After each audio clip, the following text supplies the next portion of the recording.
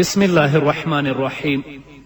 الحمد لله رب العالمين حمد الشاكرين، الصلاة والسلام على سيد الأنبياء والمرسلين سيدنا ونبينا وشفيعنا ومولانا محمد وعلى آله وأصحابه الطيبين الطاهرين. قدرمن اوریدونکو د ژوند د لارې د خپرونې مینوالو، السلام علیکم ورحمت الله وبرکاته. ستاسو روغتیا او خوشحالي د پاک رب نه غواړم، په دې هیله چې د صحت او عافیت جامې پر تن ولرئ او خوشحالي مو په برخه وي. دا دی زه محمد یاسین فهیم د ژوند د لارې د خپرونې په وړاندې کولو کې ستاسو په خدمت کې یم. زموږ د نن ورځې د خپرونې موضوع د قیامت علامات. درنو اوریدونکو، محمد رسول الله صلی الله علیه وسلم د نورو احساناتو سره سره په موږ دا هم یو لوی احسان کړی چې موږ ته یې د قیامت نښې او علامې راښودلي دي، تر څو ورته ځان تیار او چمتو کړو. داسې نه وي چې قیامت راشي او موږ ورته څه تیاری نه وي نیولی. په ټول امت باندې احسان کوونکي محمد رسول الله صلی الله علیه وسلم موږ ته د هرې خبرې لارښودنه کړې، خو یوازې د عمل کولو اړتیا ده. وړاندې له دې چې قیامت او مرګ مو نفسونه بند کړي، هغه کارونه وکړو چې زموږ تلپاتې ژوند پرې هوسا وي. د الله رب العزت کلام قرآن کریم چې کله انسان ولولي نو د هرې خبرې او هر سوال ځواب پکې شته، بلکې د هر څه په اړه معلومات پکې ترلاسه کیدلی شي. الله رب العزت په خپل مبارک کتاب کې په سورة زخرف کې 85 آیت کې فرمایي وعنده علم الساعة والیه ترجعون. الله رب العزت ته د قیامت ساعت معلوم دی او د الله رب العزت لورې ته تاسې ټول ورګرځول کیدونکي یاست. د قیامت علم هم الله څخه دی او کله چې د قیامت ورځ راشي ټول به الله رب العزت ته ورګرځول کیږي او هلته به الله رب العزت هر یوه د هغه د ژوند په اړه باندې پوښتنه کوي. الله رب العزت دې هغه سخته ورځ په موږ او تاسو باندې آسانه کړي. په قرآن کریم کې الله رب العزت قیامت په بیلابیلو نومونو سره یاد کړی دی، کله په یو نوم او کله په بل نوم، په دې خاطر چې انسان یې راتلولو ته تیاری ونیسي او په غفلت کې د پاتې کېدو له امله ځان د دوزخ وړ ونه ګرځوي. هر کله چې یو انسان د قرآن کریم مطالعه وکړي نو د قرآن کریم په مطالعه کې او د قرآن کریم په لوستلو کې ډیرې ګټې د هغه لاسته راځي. یوه ګټه یې دا ده چې خلک د قیامت له حیبت او ویرې نه خبر شي. انسان او پیریان په دې باندې پوهوي چې دا دنیا له منځه تلونکې ده او یوه داسې دنیا راتلونکې ده چې په هغې کې به ستاسو تلپاتې ژوند وي. نو انسانانو او پیریانو دغه دنیا خپل اصلي هستوګنځای مه ګڼئ، بلکې ستاسې اصلي هستوګنځای بل ځای دی. هغه ځای لپاره تاسو تیاری ونیسئ، د الله رب العزت د اوامرو او د الله رب العزت د احکامو پابند شئ. محمد رسول الله صلی الله علیه وسلم په یو حدیث کې فرمایي کوم انسان چې د قیامت لپاره تیاری نه کوي نو د قیامت په ورځ به الله رب العزت د بې حیاو انسانانو په قطار کې راپورته کړي. څومره لوی تاوان! که انسان پوه شي نو له دې نه غټ تاوان نشته چې د ټولې نړۍ په وړاندې د یو تن د داسې کسانو په منځ کې راپورته شي چې هغو په دې دنیا کې د الله رب العزت او د الله د رسول صلی الله علیه وسلم د امرونو لاندې ژوند نه وي تیر کړی، بلکې د خپلو خواهشاتو مطابق ژوند یې تیر کړی وي. نه راځئ درنو اوریدونکو چې د قیامت لپاره تیاری وکړو تر څو موږ او تاسو د آخرت په ورځ الله رب العزت د خپلو نیکانو بندگانو په صف او په قطار کې راپورته کړي. او د رسول الله صلی الله علیه وسلم وینا ده څوک چې د قیامت لپاره تیاری نه کوي الله رب العزت به هغوی د بې حیاو انسانانو په قطار کې راپورته کړي. الله دې په موږ رحم وکړي. الله رب العزت د قیامت ورځې په هکله باندې فرمایي یوم ثقیل، دا ډیره درنه ورځ ده. درنه ولې ده؟ او د دې خبرې نه څه مطلب؟ رسول اکرم صلی الله علیه وسلم فرمایي چې د قیامت په ورځ به الله رب العزت آدم علیه الصلاة والسلام ته ووایي چې له خپل اهل څخه دې د دوزخ لپاره بچي را وباسه.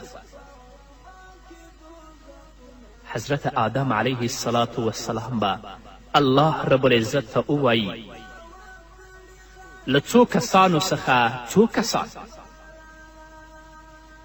الله رب العزت به آدم علیه الصلاة والسلام ته ووایي په زرو کې 999 د دوزخ لپاره او 1 کس د جنت لپاره. محمد رسول الله صلی الله علیه وسلم فرمایي چې د دې خبرې په اورېدو سره به ماشومان هم د غم له امله سپینګیري شي. موږ او تاسو دا خبرې یوازې په خوله باندې کوو او په غوږونو یې اورو. که د دې حال تر حقیقته سړی ورسیږي نو قسم په الله چې د ژوند یوه لحظه به هم د الله او د هغه د رسول صلی الله علیه وسلم د امر خلاف تیره نه کړي. د امیر المؤمنین سیدنا عمر فاروق رضی الله تعالی عنه په وخت کې په مدینه منوره کې ملخان ختم شول. حضرت عمر رضی الله تعالی عنه ډیر خفه شو. ځینې کسان یمن او نورو علاقو ته ولیږل تر څو معلومات وکړي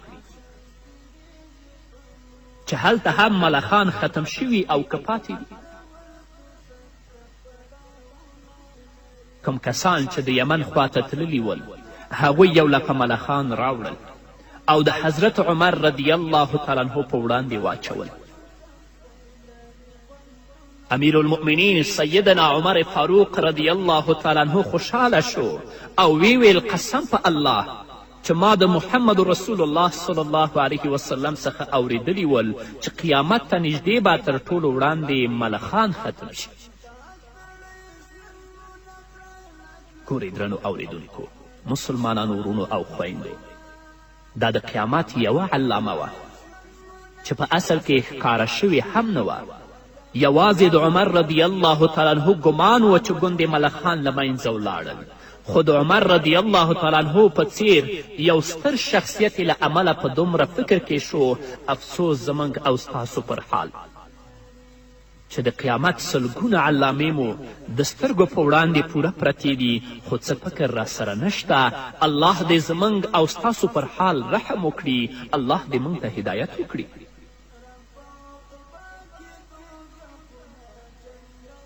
نو کله چې محمد رسول الله صلی الله علیه وسلم د قیامت علامې بیانوي فرمایي چې د اسلام به یوازې نوم پاتې شي، د قرآن به یوازې الفاظ پاتې شي او علماء سوء به پیدا شي. حضرت علی کرم الله وجهه فرمایي چې رسول اکرم صلی الله علیه وسلم وفرمایل ډیر ژر به په خلکو داسې وخت راشي چې اسلام به تش په نامه پاتې شي، د قرآن به یوازې الفاظ او توري پاتې شي، جماعتونه به د ښکلا له مخې ښه آباد وي، مرمرینې ډبرې، قالینې، شیشې او د ښکلا نور اسباب به پکې ښه پرېمانه وي، مګر د هدایت له مخې به وران او کنډواله وي. یعنی د عبادت لپاره به لکه څومره چې لازمه ده هغومره خلک نه وي. د دوی علما به د آسمان نه لاندې تر ټولو خلکو بدترینه خلک وي. له دغو علماو څخه به فتنې راولاړې شي او بیا به همدغه علما په خپله فتنو کې ښکیل شي لکه څنګه چې دا فتنې نن ورځ موږ او تاسې په خپلو سترګو باندې وینو. حتی داسې کسان هم وینو چې د عالم په جامه کې او د عالم په نامه باندې د کافر او د مرتد درباري ګرځېدلی دی. او د هغو فاسدو او نارواو خبرو ته جوازونه ورکوي او هغو ته فتواوې ورکوي. نو ځکه محمد رسول الله صلی الله علیه وسلم فرمایي د دوی علما به د آسمان نه لاندې تر ټولو خلکو بدترینه خلک وي. له دغو علماو څخه به فتنې راولاړې شي او بیا به همدغه علما په خپلو فتنو کې ښکېل شي. نو د قیامت لومړنۍ علامه دا ده چې د اسلام به یوازې نوم پاتې شي. اسلام به د خلکو په منځ کې یوازې د نوم په څیر پاتې شي. د عمل کولو والا به څوک نه وي او نه به یې په پوره توګه څوک پر ځان عملي کوي. لکه څنګه چې نن سبا د لمونځ، روژې، زکات، حج او داسې نورو یوازې نوم پاتې دی او په رښتینې توګه لکه څنګه چې د محمد رسول الله صلی الله علیه وسلم لخوا امر شوی څوک نه لمونځ کوي، نه زکات ورکوي او نه هم د اسلام نور ارکان په ځان عملي کوي. دا خو لا پرېږده، داسې ځوانان موږ هم لرو چې کله ته ترې پوښتنه وکړې چې ته څوک یې، هغه درته وایي چې زه مسلمان یم. خو کله چې د اسلام په اړه د هغه نه ته پوښتنې کوې اصلا جاهله وي، د اسلام ارکان نه پیژني. تاسې یقین په الله وکئ چې تېره ورځ زما یو دوست ماته وی چې زه هندوستان ته تللی وم او په هغه ځای کې زه ناآشنا وم، نو ماته نه معلومېدله چې قبله کم طرف ته ده چې زه خپل لمونځ وکړم. نو هلته یو ځوان مسلمان ما پیدا کړ. د هغه نه مې پوښتنه وکړه چې ته مسلمان یې؟ هغه راته ویلې هو که زه مسلمان یم. نو ما ورته ویلې چې قبله کم طرف ته ده؟ هغه راته په ځواب کې ویلې چې قبله څه ته وایي؟ ما ترې پوښتنه وکړه چې آیا ته قبله نه پیژنې، مونځ نه کوې؟ هغه راته ویلې چې مونځ څه ته وایي؟ په سلګونو، په زرګونو او په لکونو داسې ځوانان شته دی چې په نامه مسلمانان دي اما د اسلام د مقدس دین د ارکانو، د شعایرو او د مقدساتو نه اصلا خبر نه دي. دا ځوان به د آخرت په ورځ الله رب العزت په خپل حضور کې دروي او د ده د ځواني په اړه به الله ترې پوښتنه کوي چې تا ته ما ځواني درکړې وه، تا ته مې قوت درکړی و، تا ته مې انرژي درکړې وه، تا هغه په څه کې مصرف کړه؟ نو ځکه محمد رسول الله صلی الله علیه وسلم فرمایي چې د اسلام به یوازې نوم پاتې وي، خلک به په نامه مسلمان وي اما د عمل کولو والا به څوک نه وي. که عمل کوي خو هغه به په پوره توګه لکه څنګه چې الله او د الله رسول محمد صلی الله علیه وسلم ویلي په هغه توګه به یې نه عملي کوي. دویم دا چې د قرآن کریم به یوازې الفاظ پاتې شي. قرآن کریم به خلک یوازې په خواږه غږ وایي او نور به په دې نه پوهیږي چې د دې مطلب او معنا څه ده. بس هر کس به یې په ویلو کې د غږ د ښکلا کوشش کوي. دا فکر به نه کوي چې د الله رب العزت په دې کلام کې چې زه لولم له کومو شیانو نه منع شوي چې له هغې باید ځانونه وساتو او په کومو کې چې د کولو امر شوی هغه ترسره کړو، بلکې دا خبره به څوک په خیال کې هم نه راوړي چې د قرآن یو آیت یې په ځان عملي کړی او که نه. نور په دې باندې پوه نه دي چې الله په دې قرآن کې څه ویلي دي، په کومو څیزونو باندې الله امر کړی او د کومو څیزونو نه الله نهیې کړې ده.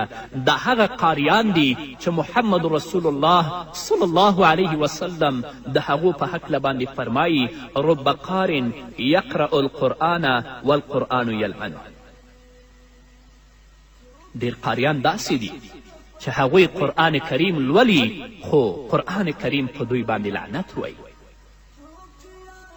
نو ځکه محمد رسول الله صلی الله علیه وسلم چې کله د قیامت علامې بیانوي نو دا پکې وایي چې د قرآن کریم به یوازې الفاظ او تورې پاتې شي، عمل به په قرآن کریم باندې ختم شي.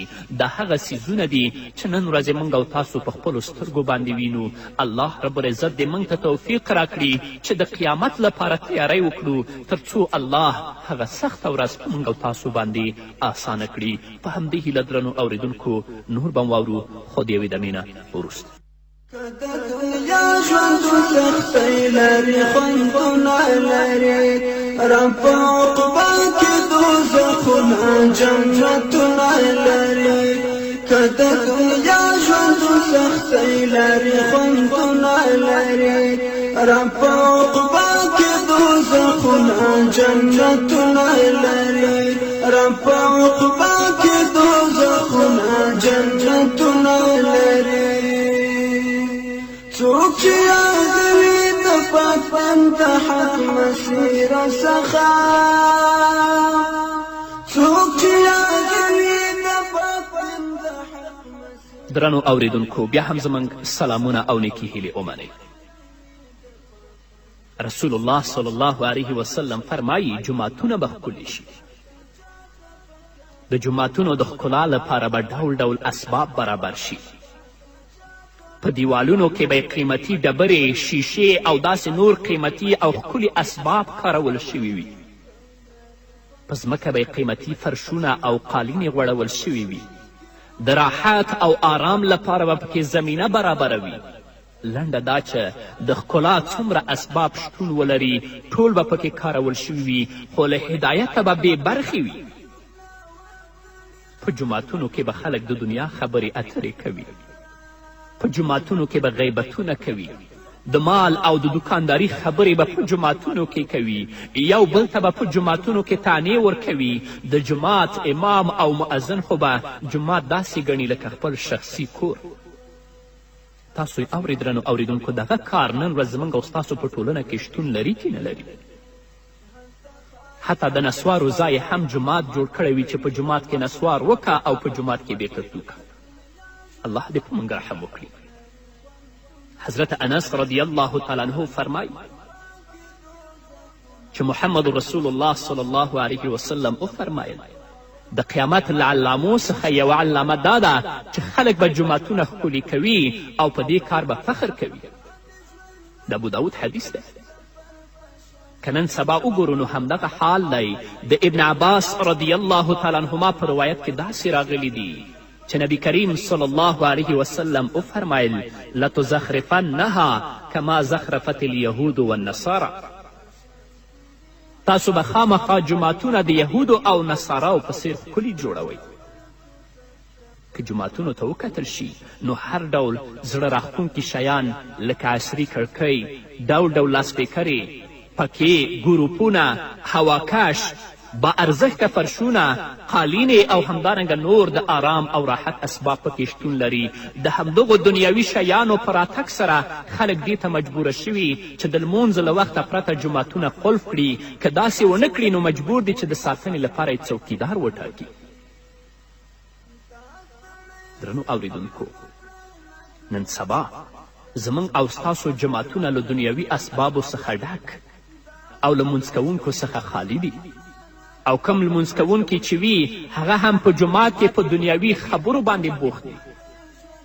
په جوماتونو کې نه هغه خلک شته چې په خشوع او عاجزي سره لمونځ ادا کړي او نه هم تعلیمي حلقې، نه پکې دینی مشورې شته او نه هم ذکر او تلاوت. په داسې حال کې چې جوماتونه د محمد رسول الله صلی الله علیه وسلم او خلفای راشده په وخت کې د دین او د دیانت د کارونو د پرمختګ لپاره د مشورو مرکزونه ول. د کنز العمال په یو روایت کې راغلی دی چې نبی کریم صلی الله علیه وسلم وفرمایل کله چې تاسو خپل جوماتونه ښکلي کړل او قرآن کریم ته مو د ښکلا لپاره ډول ډول پوښونه ورکړل نو پوه شئ چې ستاسو د هلاکت وخت رانږدې شوی دی. د بیهقي په یو روایت کې همدغه روایت راغلی دی چې محمد رسول الله وویل داسې وخت به راشي چې خلک به خپلې دنیوي خبرې په جوماتونو کې کوي. تاسې له هغوی سره مه کینئ ځکه الله رب العزت دغه خلکو ته هیڅ اړتیا نه لري. الله رب العزت دې په موږ باندې رحم وکړي او الله رب العزت دې موږ ته توفیق راکړي لکه څنګه چې د جوماتونو په ښایست کې کوشش کوو همدارنګه په خپل مانځه کې او په خپل عبادت کې کوشش وکړو. او بل دا چې محمد رسول الله صلی الله علیه وسلم فرمایي چې له علماو څخه به فتنې راوچتې شي او په خپله همدغه علما به په دغو فتنو کې ښکیل شي. د دې مطلب دا دی چې علما به په ګډو وډو سر شي، بې لارې به شي. کله چې علما د رشد او هدایت لاره پرېږدي نو عالم به سره د علماو په فساد کې ښکیل شي. او دا هم مطلب کیدی شي چې علما به فاسدو شتمنو او ظالمانو خلکو سره مرسته کوي او د مال او د دولت لپاره به د خلکو د خوښې مسئلې بیانوي او بیا به همدغه فاسد شتمن د دوی لپاره د ګناه سبب جوړ شي. د ابن ماجه په یو روایت کې راغلی چې محمد رسول الله صلی الله علیه وسلم وفرمایل زما په راتلونکي امت کې به داسې خلک پیدا شي چې هغوی به د دین په اړه پوهه ترلاسه کړي، عالمان به شي، قرآن به وایي، خو بیا به د فاسدو شتمنو خلکو خواته ورځي، د سرمایهدارانو خواته به ورځي او وایي به چې موږ د شتمنو خلکو خواته ورځو، له هغوی نه مال لاسته راوړو، خپل دین بچ ساتو او له هغوی نه بیلیږو. داسې ملایان نن ورځ زموږ او ستاسو په ټولنه کې شته. حتی که یو فاسد قراردادي هم وي چې د انسانیت او اسلامیت په ضد باندې کارونه کوي، د کفر مرسته کوي، دا ملا د هغه په خوا کې ناست دی. محمد رسول الله صلی الله علیه وسلم د خبرې د لارو کانه کولو لپاره وویل دوی دا خبره په داسې حال کې کوي چې داسې کیدی نشي چې د شتمنو فاسدو شتمنو خلکو خواته ورشي او د دوی دین دې بچ پاتې شي. لکه څنګه چې د قطاد له ونې څخه پرته له اغزیو نور څه په لاس نه راځي، همدغسې له فاسدو شتمنو خلکو سره په ناسته کې له ګناهونو پرته بل څه لاسته نشي راتلی. کوم علما چې له فاسدو سرمایهدارانو سره ناسته او ولاړه کوي په عمومي توګه هغوی د علماء سو په قطار کې راځي، د یو څو روپو لپاره د هغوی تر څنګ ورځي او خپل وقار او خپل عزت د هغوی په وړاندې له لاسه ورکوي. نو ځکه محمد رسول الله صلی الله علیه وسلم فرمایي چې علماء سو به پیدا شي، یعنی د دوی علما به د آسمان نه لاندې تر ټولو خلکو بدترینه خلک وي. له دغو علماو څخه به فتنې راولاړې شي او بیا به همدغه علما په خپلو فتنو کې ښکیل شي. په دې کې شک نشته چې علما ورثه د انبیاو دي، خو کومه علما چې د شتمنو خلکو په دروازو کې ګرځي یا هغوی ته چاپلوسي کوي یا د حکومت په ادارو او په دفترو کې ګرځي، هغوی دې پوه شي چې هغه د محمد رسول الله وارثین نه دي، هغه علمای سو دي. دا د قیامت علامه ده. حضرت عبدالله ابن مسعود رضی الله تعالی عنه فرمایي که چیرې د علم خاوندانو خپل علم محفوظ ساتلی وی او هغه یې په صلاحیت لرونکو خلکو لګولی وی، هغوی ته یې لارښودنه کړې وی، نو د وخت سرداران به جوړ شوي وی. مګر دوی د یو څو روپو د لاسته راوړلو لپاره خپل علم د شتمنو خلکو په خوښه ولګاوه چې له امله یې دوی د خلکو په وړاندې سپک او ذلیله شول. الله دې داسې عالمان چې د ظالمانو په خوا کې ناست دي د څو روپو لپاره هغو ته مسئلې بیانوي، الله دې نورم ذلیل او تباه کړي. د نورو خلکو په څیر هم علما د آخرت له فکر او غم څخه بې خبره دي، ځان یې بې خبره ګڼلی او د خپل علم اصلي مقصد یې همدغه فاني دنیا ګرځولې ده. په دې هڅه کې دي چې له دوی نه یو لوی سیاسي مشر جوړ شي یا یو وکیل پرې جوړ شي. د رپو د لاسته راوړنې او د شهرت پیدا کولو لپاره لالهانده او سرګردانه ګرځي. دا سمه ده چې د ګوتو په شمېر علما به د الهي دین د خپراوي کوشش کوي، خو نور ټولې د نشنلزم، سوسیالیزم، دیموکراسي او د نورو له ځانه جوړه نظامونو د خپراوي او رواجولو هڅه کوي. او د محمد رسول الله صلی الله علیه وسلم د پاکو ارشاداتو پر ځای د مخلوقه له ځان جوړه نظام کې خپل خیر لټوي او خلک هم همدې پلو ته هڅوي. تاسې یقین وکړئ چې داسې علما هم ما لیدلی دي چې بل چاته به عالم هم نه وایي او خلکو له تل لپاره مسائل بیانوي، خو لاکن د یو ظالم په خوا کې به ناست وي، د یو مرتد خوا کې به ناست وي. درنو اوریدونکو، رسول اکرم صلی الله علیه وسلم چې کله د قیامت علامات بیانوي، نو رسول اکرم صلی الله علیه وسلم فرمایي د قیامت د علامونه یوه علامه دا ده چې مسلمانان به ډیر وي خو بیکاره به وي. د ابو داود حدیث دی. حضرت ثوبان رضی الله تعالی عنه فرمایي چې یوه ورځ محمد رسول الله صلی الله علیه وسلم وفرمایل یوه داسې زمانه راتلونکې ده چې د کفر او باطل پرستو ډلې به په خپلو منځونو کې ستاسو د مسلمانانو د ختمولو لپاره یو بل داسې راغواړي او سره راټولیږي به لکه څنګه چې د ډوډۍ خوړلو په وخت کې په دسترخوان باندې راټولیږي. د دې خبرې په اورېدو سره یو صحابي محمد رسول الله صلی الله علیه وسلم ته وویلې ای د الله رسوله دغه وخت به موږ کم یو چې کفار به زموږ پر ضد راټولیږي او زموږ د نابودي تصمیمونه به نیسي، په دغه وخت کې به موږ کم یو؟ رسول اکرم صلی الله علیه وسلم ځواب ورکړه نه، تاسو به ډیر زیات یاست، دومره به زیات یی لکه د صحرا شګې، مګر ستاسو مثال به د وښو او د شنو ګیاو په څیر وي چې کله د سیند څپه راشي نو هغه د ځان سره اخلي او هرې خواته چې خوښه شي هلته یې پرېږدي. رسول اکرم صلی الله علیه وسلم بیا وویلې چې الله رب العزت به خامخا ستاسو د دښمنانو له زړونو څخه ستاسو ویره وباسي، یعنی ستاسو دښمنان به ستاسو نه ویریږي او خامخا به هغوی ستاسو په زړونو کې لټي او سستی در واچوي. یو صحابي بیا محمد رسول الله صلی الله علیه وسلم ته وفرمایل د سستی به څه سبب وي؟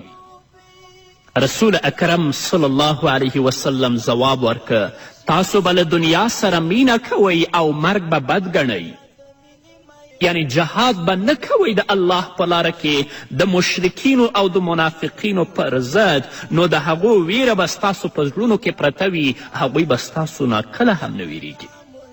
درنو اوریدونکو، د رسول اکرم صلی الله علیه وسلم دغه پیشګویي او وړاندوینه له ډیرې مودې را په دې خوا په حقیقت بدله شوې او مسلمانان نن خپله بده ورځ په خپلو سترګو ګوري.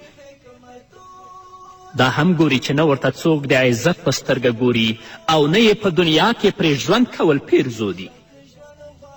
یو هغه وخت و چې نورو قومونو به دا غوره ګڼله چې د دوی مشران د مسلمانان وي، او یوه نننۍ زمانه ده چې کفار قومونه په خپل قلمرو او په خپل حکومت کې د مسلمان شتون هم نه خوښوي. دا وګورئ چې نن ورځ زموږ او ستاسو په وطن کې په افغانستان کې څه تیریږي. د دې ظالمانو او د دې وحشیانو پلیت لاسونه د مسلمانانو په وینو باندې سره دي. هر ځای کې د دوی او د دوی د غلامانو ظلمونه دي چې په مسلمانانو باندې روان دي. د فلسطین حالت وګورئ چې غاصب یهود، ظالم یهود هلته په مسلمانانو باندې څه کوي او څومره د مسلمانانو وینې تویې کړي. مسلمانان نن ولې له بدې ورځې سره مخ دي او نن ولې خپل ذلت په خپلو سترګو سره ګوري، سره له دې چې د مسلمانانو شمیر لکونو او میلیونونو ته رسیږي، بیا هم د نورو ژوند پسې ستړي او ستومانه دي، د بل په ژوند کې خپل ژوند لټوي. د دې ځواب د محمد رسول الله صلی الله علیه وسلم په وینا کې موږ ته څرګندیږي چې له ژوند او دنیا سره مینې او له مرګه ویرې د دوی داسې حال کړی. هغه وخت چې مسلمان له ژوند سره مینه او له مرګه ویره نه لرله او د جنت د لاسته راوړلو لپاره چې پرته له مرګه په لاس نشي راتلی په هیڅ شي صرفه نه کوله، که څه هم د هغوی شمیر کم و، خو په نورو قومونو او ملکونو دوی حکمرانان ول او هغوی د الله رب العزت په لاره کې د جهاد کولو په وسیله د نورو تر زړونو حکومت کوه. اما نن ورځ چې مسلمانان ذلیله لیدل کیږي، د کفارو او د اسلامیت او د انسانیت دښمنانو لاسونه د دوی په وینو باندې سور دي، اصلي لامل یې دا دی چې دا خلک د دنیا سره مینه کوي او د مرګ او د جهاد نه ویریږي. نن هم چې موږ په کم حال کې واقع یو هغه بدلولی شو، خو په دې شرط چې د تیرو مسلمانانو په څیر دنیا سپکه، ذلیله او مرګ له ځانه ګران وګڼو، او که نه نو ذلت او رسوایي به ورځ تر بلې مخ په وړاندې روانه او زیاتیږي به. الله رب العزت دې زموږ او د ټولو مسلمانانو په حال باندې رحم وکړي. همدارنګه درنو اوریدونکو، کله چې رسول اکرم صلی الله علیه وسلم د قیامت علامې بیانوي، نو رسول الله صلی الله علیه وسلم فرمایي چې مسلمانان به مالداروي خو دینداره به نه وي. د ترمذي حدیث دی. حضرت علی کرم الله وجهه فرمایي چې موږ نبی کریم صلی الله علیه وسلم سره په مسجد نبوي کې ناست وو. په همدغه وخت کې حضرت مصعب ابن عمیر رضی الله تعالی عنه په داسې حال کې راغی چې په تن یې یو داسې څادر و چې په هغه کې د څرمنې څو پیوندونه لګېدلي ول. رسول اکرم صلی الله علیه وسلم چې د حضرت مصعب ابن عمیر رضی الله تعالی عنه دا حال ولید او د ده د اسلام راوړلو نه وړاندې د ده له خوندونو او مزو څخه ډک ژوند په یاد شو، نو په سترګو کې اوښکې راغلې او په ژړا شو، ځکه چې مصعب ابن عمیر رضی الله تعالی عنه به له اسلام راوړلو نه وړاندې ډیرې نرمې او قیمتي جامې اغوستلې او په ټولې مکې مکرمه کې نازولی ځوان و او نازولی بچی و. حضرت علی کرم الله وجهه فرمای له یوې شیبې وروسته محمد رسول الله صلی الله علیه وسلم وویلې ای مسلمانانو، هغه وخت به ستاسو حال څه وي چې سهار د کور نه د وتلو پر وخت به یوه جوړه جامې اغوندئ او ماښام بله، او ستاسې له مخې به یوه پیاله یا یوه کاسه پورته کیږي او بله به ایښودل کیږي، او په خپلو کورونو کې به مو د ښکلا لپاره داسې ښکلې او قیمتي پردې راځوړندې کړې وي لکه څنګه چې په کعبې شریفې باندې راځوړندې دي. کله چې نبی کریم صلی الله علیه وسلم دا خبره وکړه، صحابه و کرامو محمد رسول الله صلی الله علیه وسلم ته وویلې ای د الله رسوله، هغه وخت به موږ له نن څخه غوره یو، ځکه چې هغه وخت کې به موږ د عبادت لپاره اوزګار یو، یعنی دنیوي او اقتصادي مشکل به نه لرو، نو د عبادت لپاره به اوزګار یو. محمد رسول الله صلی الله علیه وسلم وفرمیل نه، تاسو له هغې وخت څخه نن غوره یاست، که څه هم په ښکاره مفلس یاست مګر د ایمان شتمنۍ څخه برخمن یی، او په هغه وخت کې به په ښکاره توګه شتمن یاستئ، خو د ایمان له شتمنۍ به بې برخې او مفلس یاست. الله رب العزت دې زموږ په حال باندې رحم وکړي. الله رب العزت دې موږ د ایمان نه مفلس نه ګرځوي. په دنیا کې د کړاوونو ژوند، د تکلیفونو ژوند مو خوښ دی، خو د ایمان سره هوسا ژوند، د راحت ژوند، د عیش و د عشرت ژوند چې په هغه کې ایمانداري نه وي، کله هم زموږ نه خوښیږي او نه به یې خوښ کړو. رښتیا هم درنو اوریدونکو، نن همغه وخت دی. الله رب العزت مسلمانانو ته دومره شتمنۍ ورکړې ده، که چیرې دوی ټول عمر کار ونه کړي او ټول عمر په دین باندې لګښت وکړي، نو بیا به هم دوی له بېوسي او تنګلاسي سره مخ نشي. او د صحابه و کرامو رضی الله عنهم د خولې خبره چې ټول وخت په عبادت کې هم لګولی شي، مګر افسوس دوی له مرګ د وروسته ژوند په اړه څه فکر نه لري، که څه هم د خوراک لپاره له ښکلي نه ښکلي خوراک لري او د اغوستلو لپاره له ښو نه ښې جامې لري، د دفتر جامې یې بیلې، د ښار ته تګ جامې یې بیلې، او په همدې ترتیب په نورو مزو کې هم غرق دي مګر د دې ټولو راحتونو او خوښیو سره سره د الله په وړاندې د ټیټېدلو خبره خو لرې خبره ده چې دا یې په خیال او خاطر کې هم نه راځي چې دوی د الله ته سر ټیټ کړي له همدې امله محمد رسول الله صلی الله علیه وسلم خپلو ملګرو ته ویلي و چې هغه د فتنو زمانه ستاسو لپاره ښه نه ده بلکې نننۍ زمانه تاسو لپاره غوره ده سره له دې چې تاسو تنګلاس یاست بیا هم په دین کلک ولاړ یئ.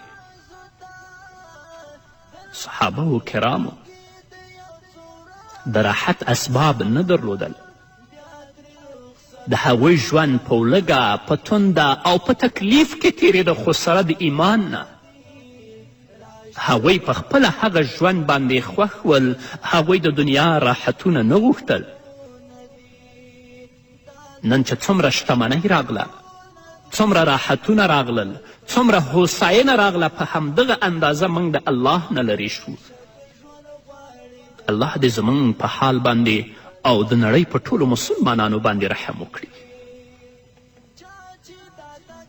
د بخاري او مسلم په یو روایت کې راغلی چې رسول اکرم صلی الله علیه وسلم وفرمیل قسم په الله زه ستاسو په اړه له مالدارۍ نه نه ویرېږم چې تاسو به مالداره شئ بلکې له دې نه ویرېږم چې تاسو به ډیره دنیا پیدا کړئ لکه څنګه چې ستاسو نه وړاندې خلکو ته الله ورکړې وه او تاسې به په دنیا کې داسې ښکیل شئ لکه څنګه چې هغوی ښکیل شوي وه بیا به تاسو دنیا برباد کړي لکه څنګه چې هغوی یې برباد کړي وه. نن هغه حالت په مسلمانانو راغلی. اکثره شتمن ټول نه ښیم خو په دې خاطر دینداره نه دي چې له هغو سره مال شته. د تعجب خبره خو دا ده چې نن سبا غریب هم له دین څخه دومره لرې دی لکه څومره چې هغه مالداران لرې دي بلکې له دې هم ډیر لرې دی. او وجه څه ده؟ وجه دا ده چې په هیڅ ځای کې د دینداري ماحول نه دی پاتې نه د مالدار په کور کې او نه د غریب په کور کې. الله رب العزت دې موږ ته د هغو اعمالو توفیق راکړي چې په هغو باندې الله رب العزت زموږ نه راضي کیږي او الله رب العزت دې موږ نه د دین خدمت واخلي. دا محدود او لنډ ژوند چې لرو په دې کې د الله رب العزت د دین لپاره خدمت وکړو تر څو زموږ رب زموږ او ستاسو نه راضي شي. په همدې هیله درنو اوریدونکو نور به واورو خو د یوې دمې نه وروسته. دا دنیا غمونه دي تل پکې دردونه دي راشک ژوند غواړي د قرآن په لار خوندونه دي. دا دنیا غمونه دي تل پکې دردونه دي راشک ژوند غواړي د قرآن په لار خوندونه دي. دلته زندګي د یو څو ورځو ده. درنو اوریدونکو بیا هم زموږ سلامونه ومنئ. همدارنګه کله چې نبی کریم صلی الله علیه وسلم د قیامت علامې بیانوي نو رسول الله صلی الله علیه وسلم فرمایي چې یوه علامه د قیامت د علامو نه دا ده چې دروغ به عام شي. د نسائی حدیث دی. د حضرت عمر بن خطاب رضی الله تعالی عنه نه روایت دی چې نبی کریم صلی الله علیه وسلم وفرمیل زما د صحابه کرامو عزت کوئ. په تاسو کې په محمدي امت کې یعنی تر ټولو ښه خلک هم دوی دي. بیا هغه خلک دي کوم چې له دوی نه وروسته راځي چې تابعین دي له دې وروسته به دروغ خواره شي. داسې وخت به راشي چې انسان به پرته له دې چې قسم ورکول کیږي هغوی به قسم خوري او پرته له دې چې څوک یې ګواه ونیسي هغه به ګواهي ورکوي.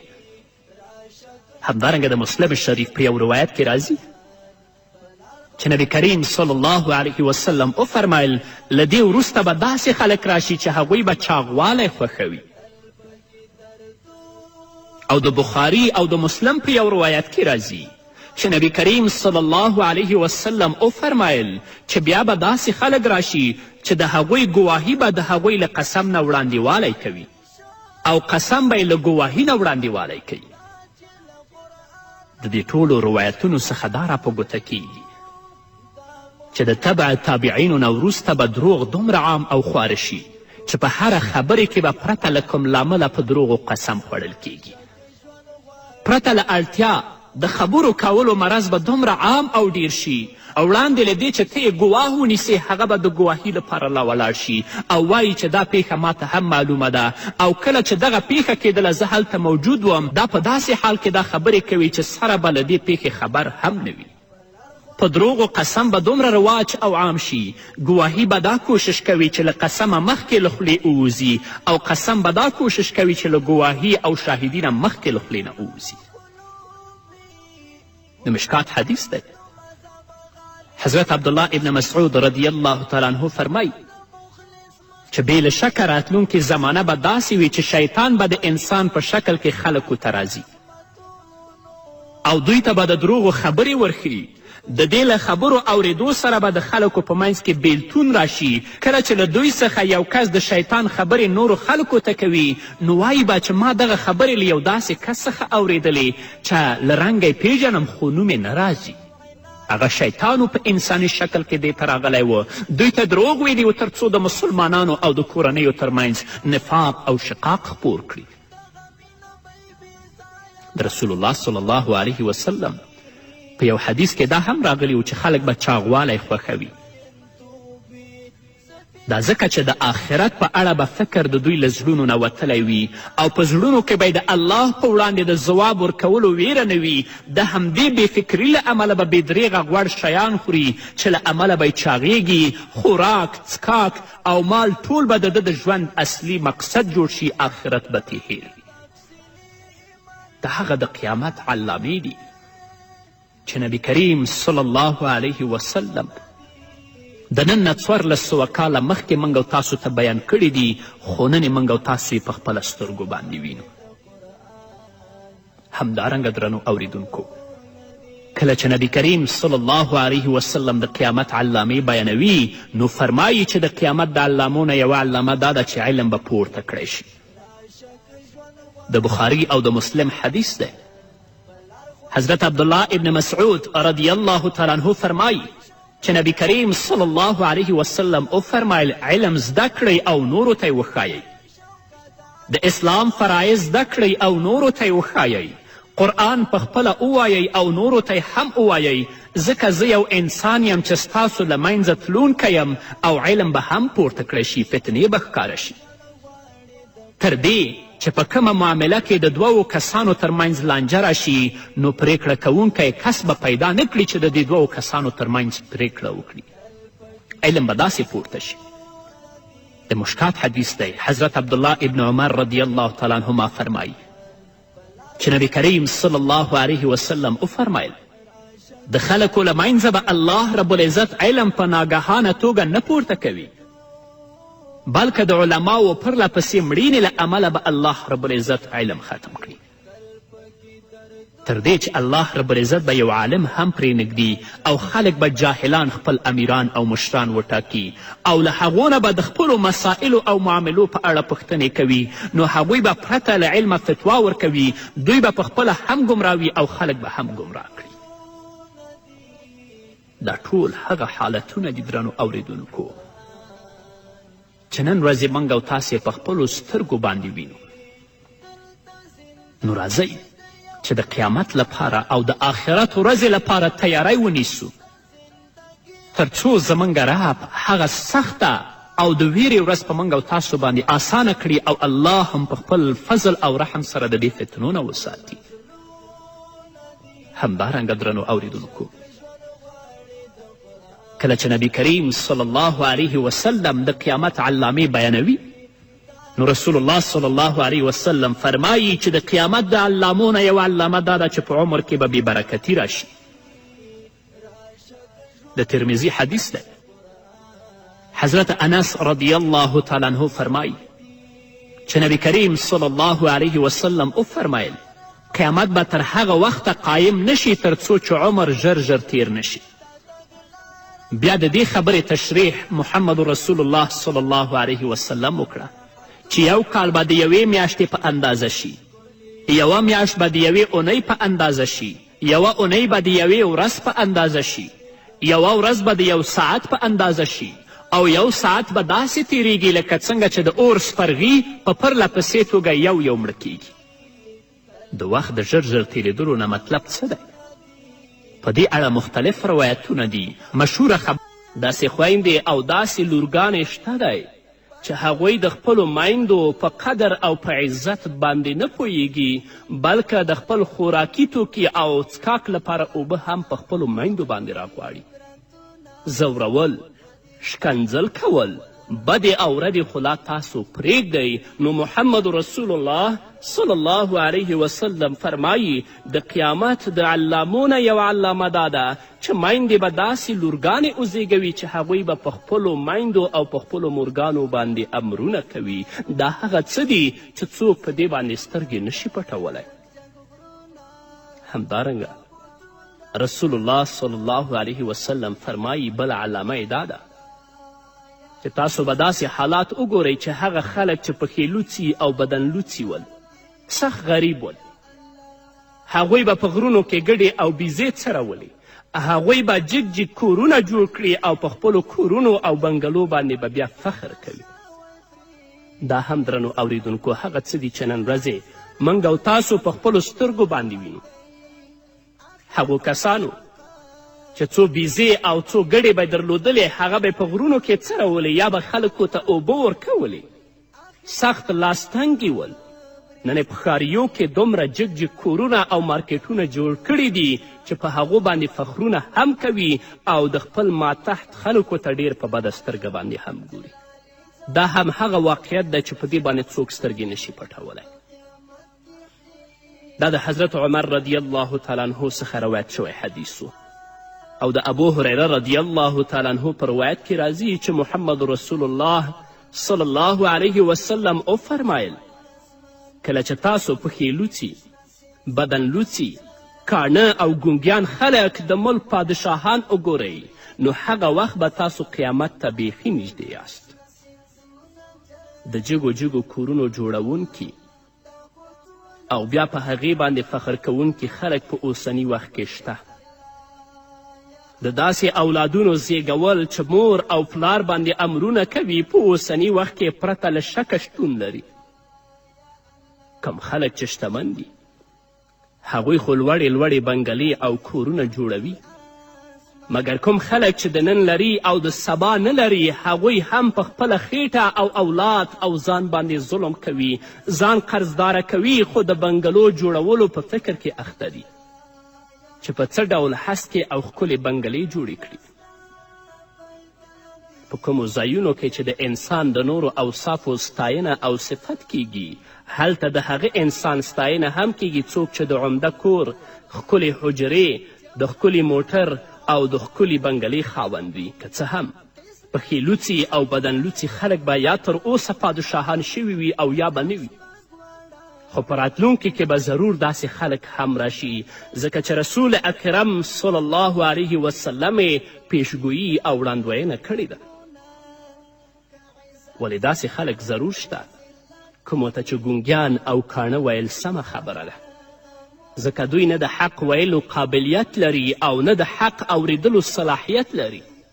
داسې خلکو ته چې موږ او تاسو ګونګیان ونه وایو نو څه به ورته وایو چې نه د حق ویلو قابلیت لري او نه د حق د اوریدلو قابلیت لري. سره له دې چې د دوی پر خلاف په رسنیو کې پراخه مضامین خپریږي تر څو دوی لارې ته راشي او د خپل فساد او د خپل منکراتو ته متوجه شي.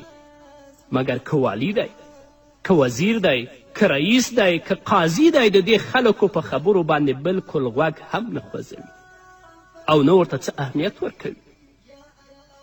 دغه خبیث خلک بیا په سټیج او په دریځ باندې ودرېږي، په جوړو شوو غونډو کې دومره پاک او صریح دروغ وایي چې د رسنیو کارکوونکي د دوی د دروغو د خپرولو څخه په تنګ راځي. دوی دومره نااهله دي چې د لکونو روپو دنده ورته ورکول کیږي، په اخیستلو کې هیڅ دریغ نه کوي او د زړه له مینې او علاقې څخه یې اخلي، مګر د دغې دندې د پرمخ وړلو هیڅ وړتیا نه لري او نه یې پرمخ وړی شي.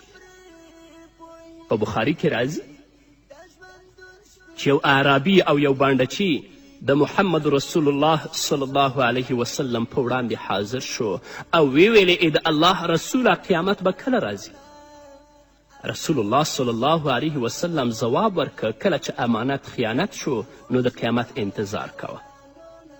هغه بانډچي یو ځل بیا وپوښتل امانت څه ډول خیانت کیږي؟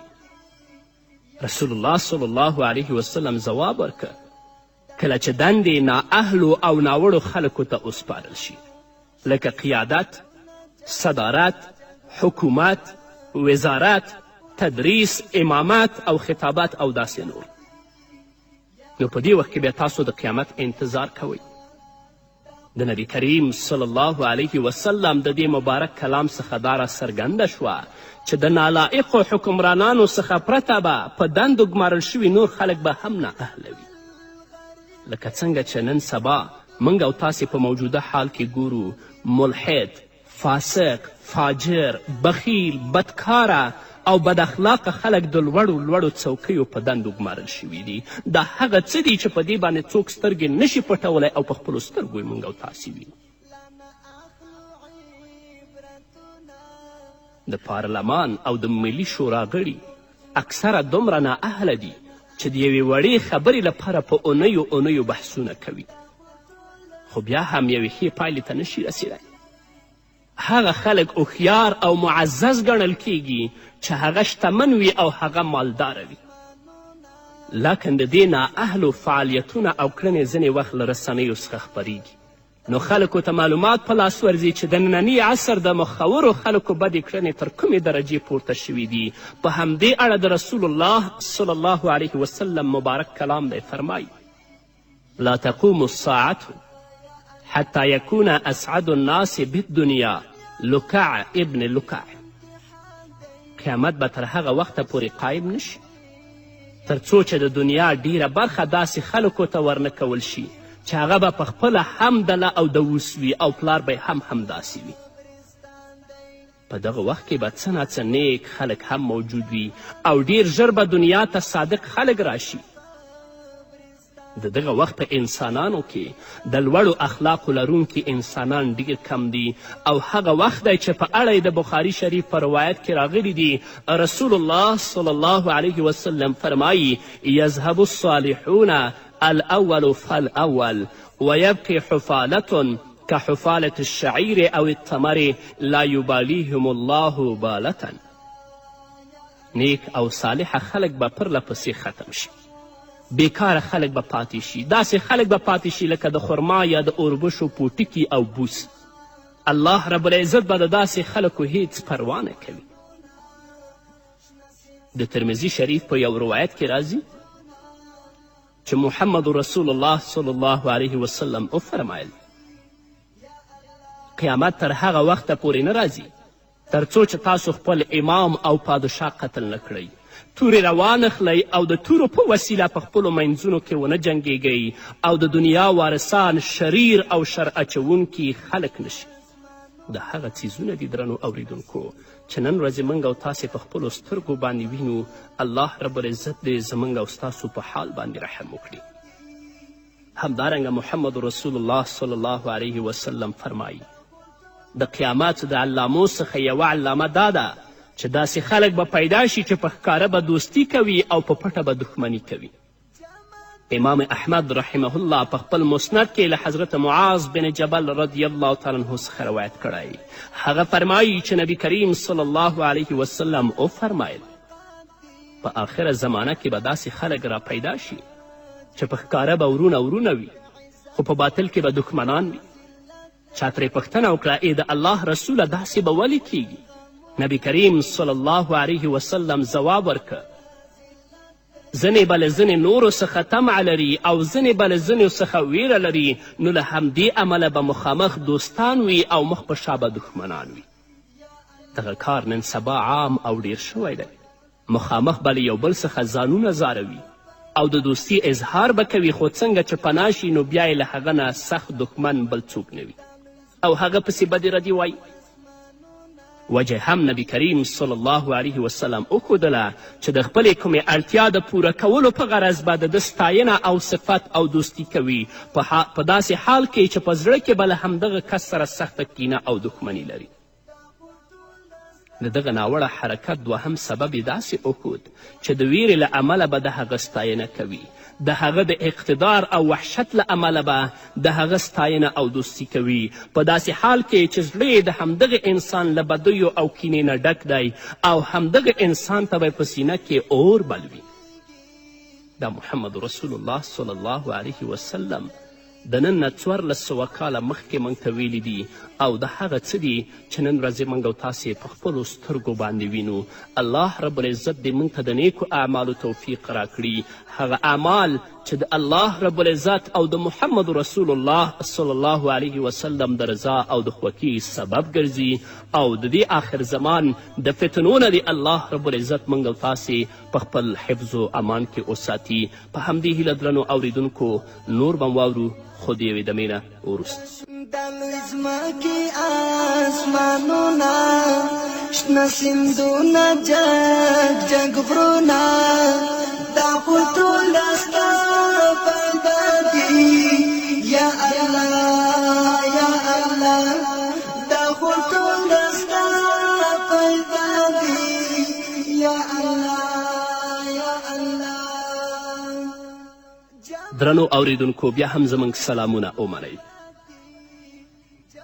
همدارنګه رسول اکرم صلی الله علیه وسلم فرمایي د قیامت د علامو څخه یوه علامه دا ده چې بربنډې ښځې به راپیدا شي او د نارینهو پام به ځان ته رااړوي. د مسلم حدیث دی، راوی د حدیث حضرت ابو هریره رضی الله تعالی عنه دی. هغه فرمایي چې نبی کریم صلی الله علیه وسلم وفرمایل د دوزخیانو 2 ډلې پیدا کیدونکې دي او هغه ډلې ما نه دي لیدلي ځکه چې هغه ډلې لا تر اوسه نه دي پیدا شوي. رسول اکرم صلی الله علیه وسلم د خپلې خبرې د روښانه کولو لپاره وویل یوه ډله خو داسې ده چې هغو به د غواګانو د لکیو په څیر ډنډې له ځان سره اخیستې وي او خلک به پرې وهي، سهار او ماښام به پرې د الله رب العزت لعنت وي، الله رب العزت به پرې غصه وي او له دوی څخه به الله رب العزت ناراضه وي. دوهمه ډله به د داسې ښځو را پیدا شي چې هغوی به جامې اغوستې وي خو بربنډې به وي، پردي نارینه به ځان لورې ته مایله کوي او پخپله به هم د هغوی لورې ته میلان کوي. د دوی سرونه به د اوښانو د کوپان په څیر وي، نه به جنت ته ننوځي او نه به د جنت بوی حس کړي. رسول الله صلی الله علیه وسلم فرمایي پرته له شکه چې د جنت خوشبویي د کلونو کلونو مزل په اندازه تر لرې ځایه رسیږي، خو دوی به د جهنم په هغه قعر او په هغې کنده کې پراته وي چې هلته به د جنت بوی هم د دوی مشام ته نه رسیږي. محمد رسول الله صلی الله علیه وسلم په دغه حدیث کې 2 وړاندوینې کړي دي. یوه هغه ظالمه ډله یاده شوې چې ډنډې به ورسره وي او خلک به پرې وهي، یعنی د واک په نشه کې به په غریبو او بېکسو خلکو ظلم کوي او پرته له کوم لامله به عامو خلکو ته ستونزه پیدا کوي او دوی به ځوروي. دا هغه څه دي چې نن ورځې موږ او تاسې په خپلو سترګو باندې وینو. د محمد رسول الله صلی الله علیه وسلم 2مه وړاندوینه د بربنډو ښځو په اړه ده. مطلب دا چې په راتلونکې زمانه کې به داسې ښځې پیدا شي سره له دې چې جامې به یې اغوستې وي مګر بیا به هم بربنډې وي، یعنی دومره باریکه او نازکه جامې به اغوندي چې د دوی بدن به پکې نه پټیږي او نه به پکې پرده کیږي. یا په بله معنا چې جامې به باریکه نه وي مګر دومره چسپې او جوختې او تنګې جامې به یې اغوستې وي چې د هغوی د بدن غړي د هغه نه ښکاري. د دې جامو اغوستل او نه اغوستل یوه معنا لري.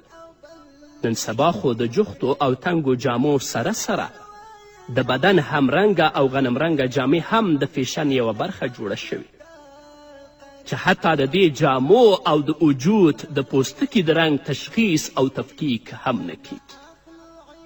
محمد رسول الله صلی الله علیه وسلم فرمایي چې دا ښځې ولې داسې جامې اغوندي؟ د دې لپاره چې دوی خپله هم فساد ته میلان وکړي او خلک هم فساد طرف ته متوجه کړي. رسول الله فرمایي چې د دوی ځای جهنم دی.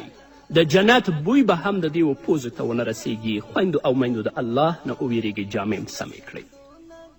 رسول الله صلی الله علیه وسلم فرمایي چې ښځې به پردي نارینه ځان پلو ته مایله کړي، یعنې داسې جامې به واغوندي چې د سړیو زړه راښکون ورسره پیدا شي. دوی پخپله هم د سړیو خواته مایله کیږي. مطلب دا شه چې د دوی بربنډي به د مفلسي له امله نه وي، بلکې مطلب به دا وي چې سړیو ته خپل بدن ښکاره کړي او د هغوی زړونه ځان لورې ته رامات کړي. او دا ښځې به د نارینهو د زړونو د ځان لورې راماتولو لپاره دوهمه طریقه داسې وکاروي چې دوی به د خپلو سرونو څخه پوړنی لرې کړي، ویښته به خوشې کړي او پر مخ به یې دانه دانه راپرېږدي. د اوښ د کوپان څخه یو مطلب دا هم کیدی شي چې خپل ویښته به ټول راټول کړي او د سر د پاسه به یې لکه مناره ودروي چې په دې ترتیب به خپل سرونه غټوي. د داسې ښځو په اړه محمد رسول الله صلی الله علیه وسلم فرمایي دا ښځې به نه یوازې دا چې جنت ته به نه داخلیږي، بلکې د جنت بوی هم د هغوی پوزو ته نه رسیږي. د جنت بوی 1500 کاله لرې مزل چې وي د انسان پوزې ته رسیږي، اما دوی به هغه ځای کې پرتې وي چې هلته به د جنت بوی هم د دوی پوزو ته نه رسیږي. نو خویندو د الله نه وویرېږئ، د دنیا په محدود او په لنډ ژوند باندې مه دوکه کیږئ. خپلې جامې سمې کړئ تر څو د آخرت په ورځ الله څخه شرمنده نه اوسئ، ځایم جهنم نه وي بلکې الله هم جنت ته ولیږي. دا د محمد رسول الله وینا ده، دا کوم افسانه نه ده. اسلامي شریعت له زنا څخه منع کړي، بلکې له هغو شیانو څخه یې هم منع کړي چې زنا خواته راښکونکی وي. تر دې چې ښځو ته یې د داسو تیزې خوشبویي لګولو نه هم منع کړي چې ښځې د دې لپاره ولګوي چې د سړیو په خوا کې تیرې شي او هغوی یې حس کړي. رسول الله د دې نه منع کړي او داسې ښځې ته د مسلم په یو روایت کې راځي چې رسول الله صلی الله علیه وسلم وفرمایل د سترګو زنا لیدل دي، د غوږونو زنا اوریدل دي، د ژبې زنا ویل دي، د لاسونو زنا نیول دي او د پښو زنا ور روانېدل دي. حضرت عبدالله ابن مسعود رضی الله تعالی عنه فرمایي چې رسول الله صلی الله علیه وسلم وفرمایل ښځه د پردې شی دی، نو څوک چې د دې خواهش وکړي چې په ما باندې د نامحرم نظر ولګي په هغې باندې د الله رب العزت لعنت دی. ګورې خویندو رسول الله څه وایي؟ ښځه د پردې شی دی، نو کومه ښځه چې دا خواهش لري چې په ما باندې د نامحرمه سړي سترګې ولګیږي په هغې ښځې باندې د الله لعنت دی. نو په کومې ښځې باندې چې د الله لعنت وي هغه به څنګه ښځه وي؟ او د بیهقي په یو روایت کې راغلي چې څوک نامحرم ته وګوري او څوک چې د دې خواهش او تمنا وکړي چې ما ته د نامحرم وګوري په دوی باندې د الله رب العزت لعنت دی.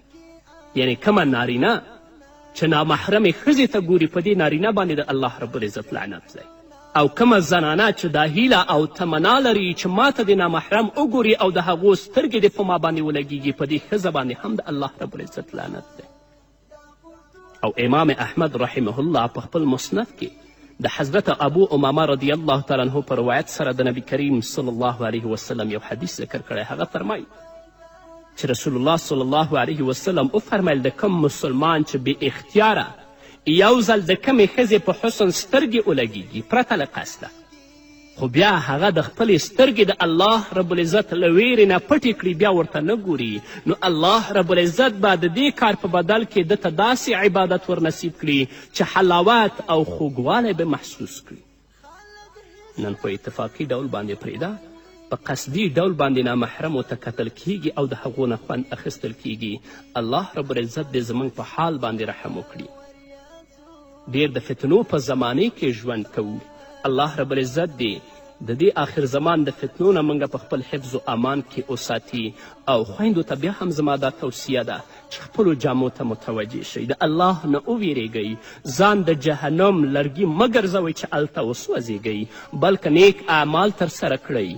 هغه جامه واغوندئ چې تاسو ته الله او د الله رسول یې وایي، تر څو الله څخه په اوچته غاړه باندې ودرېږئ او الله رب العزت مو د بیبیانو سره په جنت کې یو ځای کړي. بیا هم د قیامت علامات. درنو اوریدونکو، محمد رسول الله صلی الله علیه وسلم فرمایي چې د قیامت د علامو نه یوه علامه دا ده چې په دین باندې به عمل کول داسې وي لکه په لاس کې چې سکروټه نیسې او غټې غټې فتنې به ښکاره شي. د مشکات حدیث دی. راوی د حدیث حضرت انس رضی الله تعالی عنه دی. هغه فرمایي چې محمد رسول الله صلی الله علیه وسلم وفرمایل په خلکو به داسې وخت راشي چې د هغوی په منځ کې به هغه کس چې په مکمل دین باندې عمل کوي داسې وي لکه په لاس کې چې د اور سکروټه نیسي. درنو اوریدونکو، دا وخت اوس موجود دی او موږ یې په خپله سترګو باندې وینو. هره خوا د فحشا او بېحیایي کارونه روان دي. ښار او اطراف له فسق او فجور څخه ډک دی. په داسې حالاتو کې که څوک په دین باندې عمل کوي نو نور خلک ورپورې خاندي او تعجب به کوي چې دا څه کوي او په څه کې اخته دی. د ملک، وطن، کلی او کور د خلکو د پوښتنو او نیوکو لاندې به راځي. حتی ځینې مفسدین به ورته دا وایي چې هغه د محمد رسول الله د سنتو پابند دی، د الله د دین مطابق ژوند تیروي. دوی به ورته د ترهګر یا بل نوم ورکوي. ځکه محمد رسول الله صلی الله علیه وسلم فرمایي په دین باندې به عمل کول داسې وي لکه په لاس کې چې سکروټه نیسي. حتی په ځینې ځایونو کې به میرمنې ورته وایي چې په دې ټاکلې تنخوا زموږ چاره نه کیږي. ټول خلک رشوت اخلي، د سود کاروبار کوي، تی هم اخله.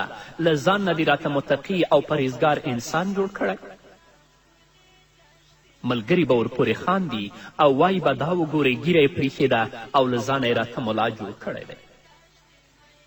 بلکل درنو اوریدونکو، داسې ړوند ماحول به وي که چیرې کوم کس په موټر کې سفر کوي او د لمانځه لپاره ډریور یا موټروان ته ووایي چې موټر ودروه نو هغه ته به موټر نه درول کیږي.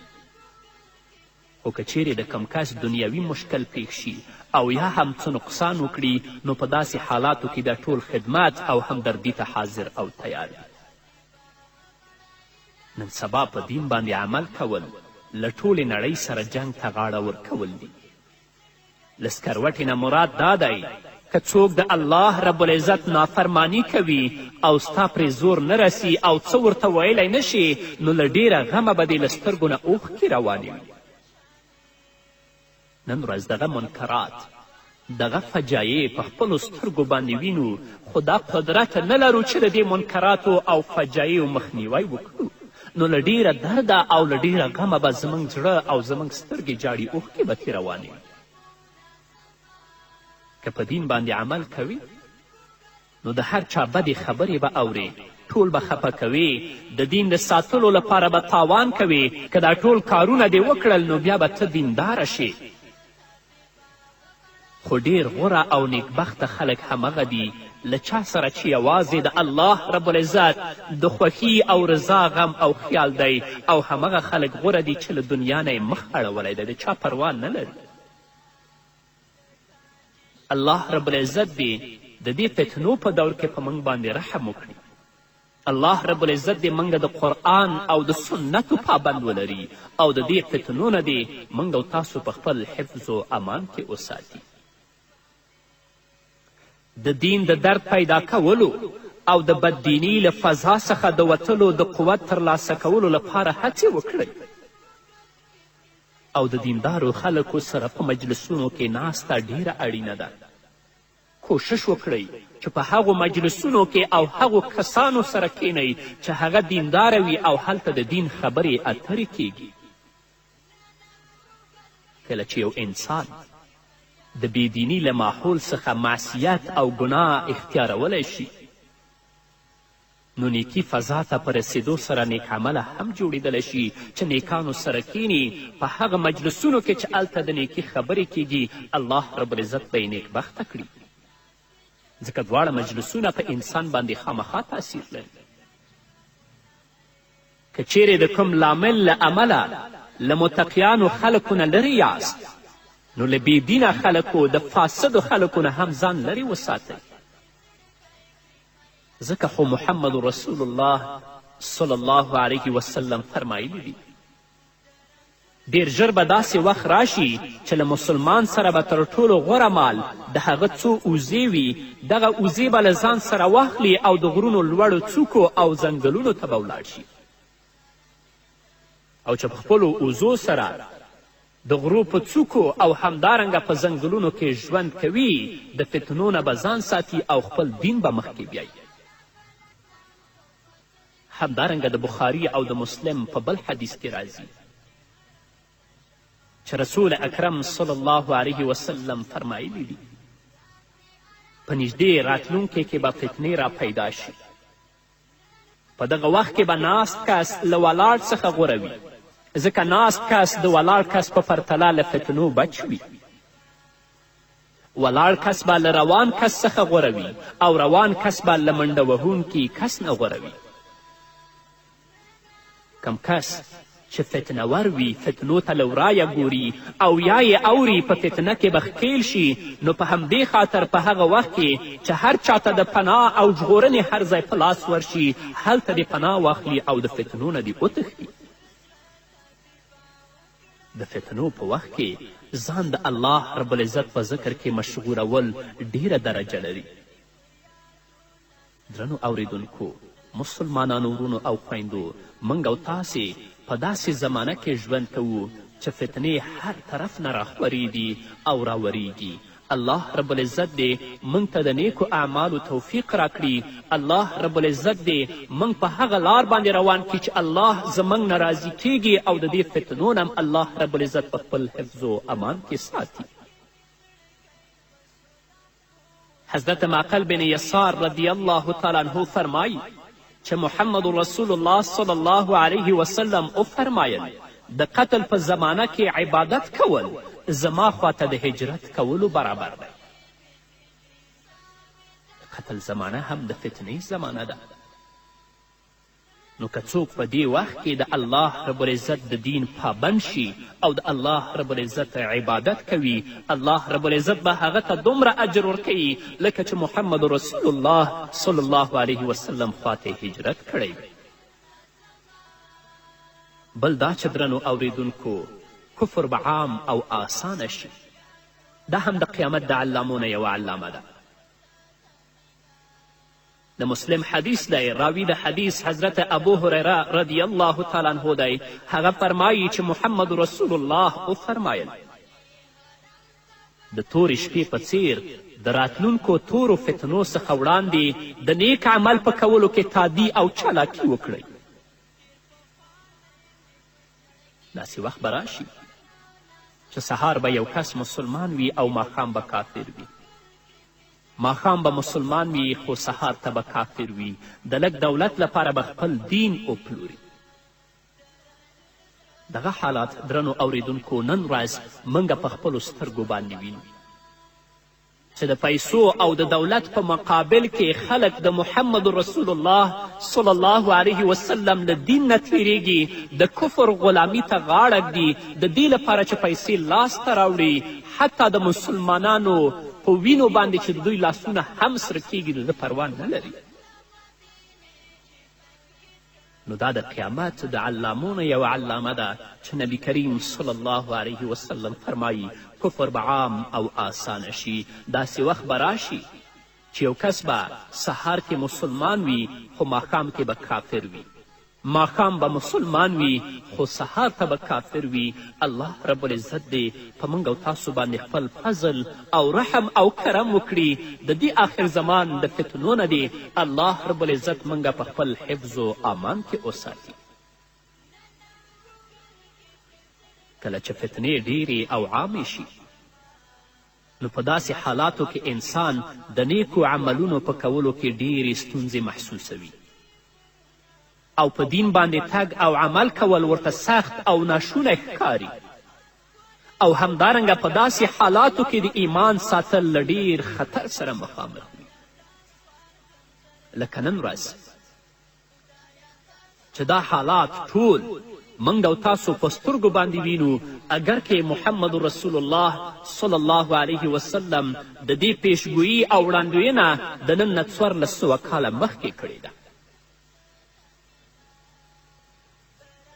له همدې امله محمد رسول الله صلی الله علیه وسلم په داسې حالاتو کې د نیکو عملونو په کولو کې د سبقت او تادی مشوره ورکړې ده او ویلي دي مخکې له دې چې خنډونه درته پیدا شي د نیکو عملونو په کولو کې اخته شئ او خپل ایمانونه محفوظ وساتئ.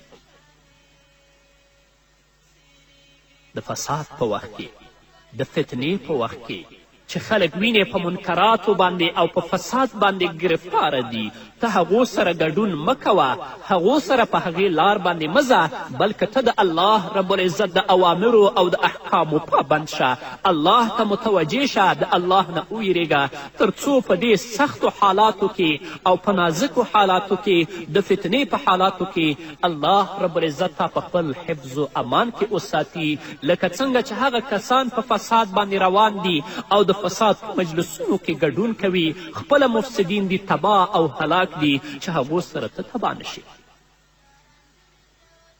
په دې باندې هر څوک پوهیږي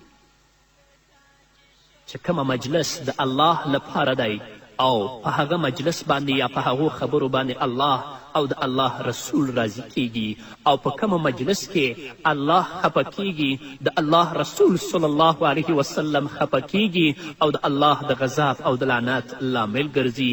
الله تا ته عقل درکړی، الله تا ته تمیز درکړی چې ته تفکیک وکړې، د فتنو نه ځان وساتې، د الله د اوامرو او د الله د احکامو پابند شي.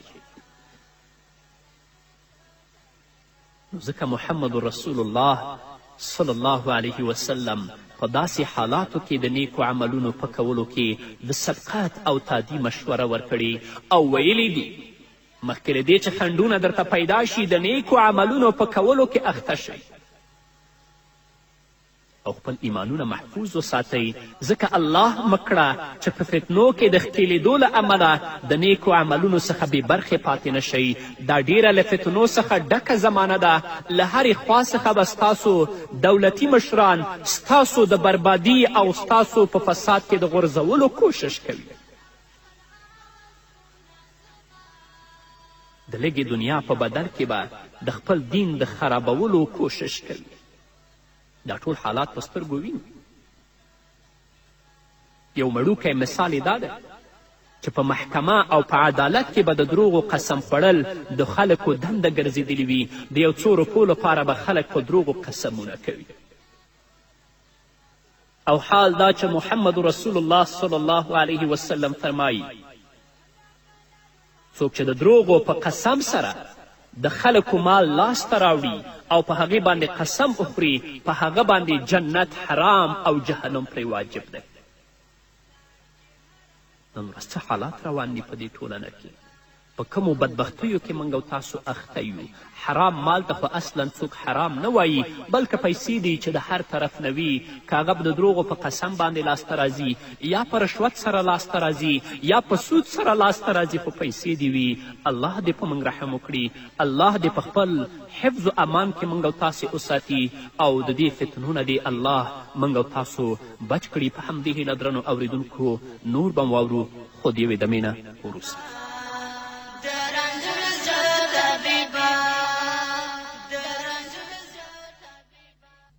رنځور زړه طبیبه د رنځور زړه طبیبه وکړه علاجونه زما نه نه ګوګل کې خوري زړګی کړي فریادونه زما د رنځور زړه طبیبه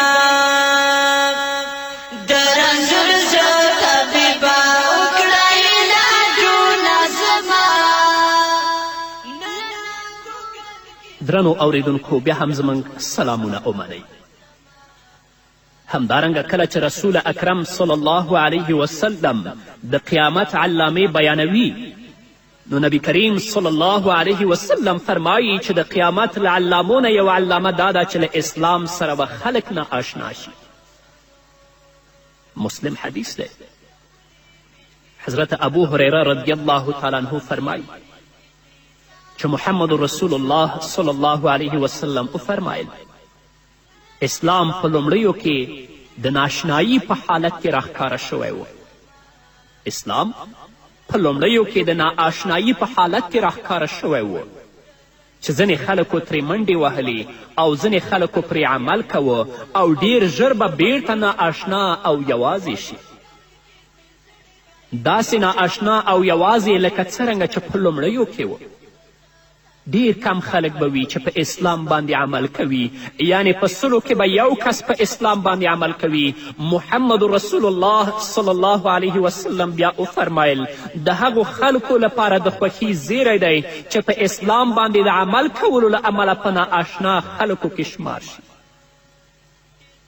نن ورځ هم که څوک په اسلام باندې پوره عمل کوي، په پوره توګه باندې د الله رب العزت د اوامرو او د احکامو پابند کې ګرځي، یا د محمد رسول الله صلی الله علیه وسلم په سنتو او په ارشاداتو باندې پوره عمل کوي، خلک هغه ته په نااشنا سترګه باندې ګوري چې دا څه کوي. او حال دا چې نبی کریم صلی الله علیه وسلم داسې خلکو ته د خوښي زیری ورکړی، پرېږده چې تا ته نااشنا ووایي، خو محمد رسول الله تا ته د خوښي او د کامیابي زیری درکړ. رسول الله صلی الله علیه وسلم د دې حدیث نه مطلب دا دی چې کله ما د اسلام په لور بلنه پیل کړه نو خلکو ته ډیر نااشنا و. لږو خلکو اسلام قبول که او ډیری خلکو ترې مخ واړوه، دا ځکه چې هغوی ته نااشنا و. نه یوازې دا بلکې هغو خلکو ته یې بې دینه ویل، کومو خلکو چې به اسلام منلی و دوی یې دومره تنګ کړي و چې مکه یې پرېښودله او د حبشې طرف ته یې هجرت وکړ. او داسې حالت هم راغی کله چې له مکې مکرمې څخه مسلمانان حبشې ته مهاجر شول او هلته ورته آرام ژوند په برخه شو، نو له مکې نه ځینې قریش لاړل، مشرکین لاړل او د حبشې پاچا ته شکایت وکړ چې د مکې ځینې ناپوهه او کمقه خلک دلته راغلي دي، هغوی د خپل پلار او د نیکه دین پرېښودلی دی او له ځانه یې نوی دین راوړی دی. داسې دین چې نه یې ته منلو ته تیار یې او نه یې موږ، نو له تا هیله کوو چې هغوی موږ ته وسپارئ. خو هغو صحابه و کرامو چې د محمد رسول الله صلی الله علیه وسلم خبره منلې وه، هغو خپل ثبات او استقامت له لاسه ورنکه. الله رب العزت د حبشې د پادشاه په زړه کې رحم واچوه تر څو د دې مظلومو او فقیرو او مساکینو صحابو نه دفاع وکړي او هغه مشرکین او متکبرین چې هغوی ظالمانه توګه باندې حبشې ته راغلي وه تر څو دا مظلوم صحابه بیرته وګرځوي، هغوی ناهیلې کړل او بیرته یې وشړل. رسول الله صلی الله علیه وسلم به چې څوک دین طرف ته په هغه وخت کې رابلل نو هغو ته به دا خبره ډیره نااشنا ښکاره کېدله چې دا څه وایي. حتی چا به چې د اسلام دین ومنه هغه ته به بېدینه ویل. هغه حالت نن ورځ هم راغلی دی. چاته چې قرآن بیانیږي، د محمد رسول الله سنت بیانیږي، توحید ورته بیانیږي، هغو ته دا خبره نااشنا ښکاري. که د بدعت په وړاندې مبارزه کوي، د مزخرفاتو په وړاندې مبارزه کوي، خلکو ته نااشنا ښکاري او ځینې ظالمان بیا قسمه نومونه در باندې هم دي. هغه د رسول الله حدیث دی چې اسلام په لومړیو کې د نااشنایي په حالت کې راښکاره شوی و او بیرته به نااشنا او یوازې شي. کله چې نبی کریم صلی الله علیه وسلم د اسلام په لور خلک رابلل نو مشرکینو به ویل ما سمعنا بهذا فی ملت الاخره ان هذا الا اختلاق. دا خبرې چې ته کوې موږ د نږدې زمانې په ملت کې له هیڅ چا نه دي اورېدلې، دا نور هیڅ نه دي مګر له ځانه جوړې شوې خبرې دي. محمد رسول الله صلی الله علیه وسلم وفرمایل له دې وروسته ډیرو خلکو اسلام قبول که او د پرمختګ لپاره یې ډیر کارونه هم وکړل او ښه پرمختګ یې هم وکړه، مګر له دې وروسته به بیا داسې وخت راشي چې اسلام به یو ځل بیا خپل اصلي حالت ته راشي، یوازې او نااشنا به شي. داسې څوک به پیدا نشي چې د اسلام احکام پوره توګه باندې قبول کړي او پر ځان یې عملي کړي، بلکې د اسلام ارکان او امرونو ته به په نااشنا سترګه باندې ګوري. داسې به ورته ګوري ته به وایې چې اسلام له سره نه پیژني. ځینې فاسد رواجونه، ځینې فاسد رسمونه چې د اسلام په مقدس دین کې هغو لپاره اصل نشته، هغونه به دین جوړ کړی وي. واقعي دین چې د الله رب العزت د کلام په رڼا کې او د محمد رسول الله د سنتو په رڼا کې ورته بیانیږي، څوک به منلو ته تیار نه وي او هغو ته به نااشنا ښکاري. او ځینې مبتدعین به بیا په هغه چا باندې چې د الله کلام او د رسول الله حدیث بیانوي مختلف نومونه هم دي. ځکه رسول الله صلی الله علیه وسلم فرمایي چې اسلام به یو ځل بیا خپل اصلي حالت ته راشي، یوازې او نااشنا به شي.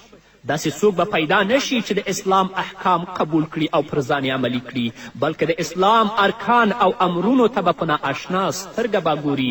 داسې به ورته ګوري ته به وایې چې اسلام له سره نه پیژني. رسول الله صلی الله علیه وسلم فرمایي په دغه وخت کې به په اسلام باندې عمل کوونکي ډیر کم وي او یو به وي. کیدای شي چې یو نیم ځای کې درته کوم پوخ او قوي مسلمان په مخه درشي، نور ټول به په ګډو وډو سر وي. داسې مسلمان ته چې په داسې وخت کې د الله رب العزت په اوامرو او د رسول الله په سنتو باندې پوره عمل کوي، کم خلک چې په بدو سترګو ګوري او څوک ورسره خبرې کول هم ښه نه ګڼي، زه د الله رب العزت لخوا د خوښي زیری ورکوم. د ترمذي او د ابن ماجې په روایتونو کې راځي چې رسول اکرم صلی الله علیه وسلم وفرمایل دین به د حجاز په لور داسې راتاو شي لکه څنګه چې مار د خپل کور په طرف راتاویږي. په کوم ځای کې چې د مار هستوګنځای وي هلته راټولیږي مار، همدارنګه به دین د حجاز طرف ته راټول شي. دین به یوازې په حجاز کې پاتې شي، لکه څنګه چې ګډې او چیلۍ یوازې د غرونو په څوکو کې اوسیږي، همدارنګې به دین یوازې په حجاز کې وي.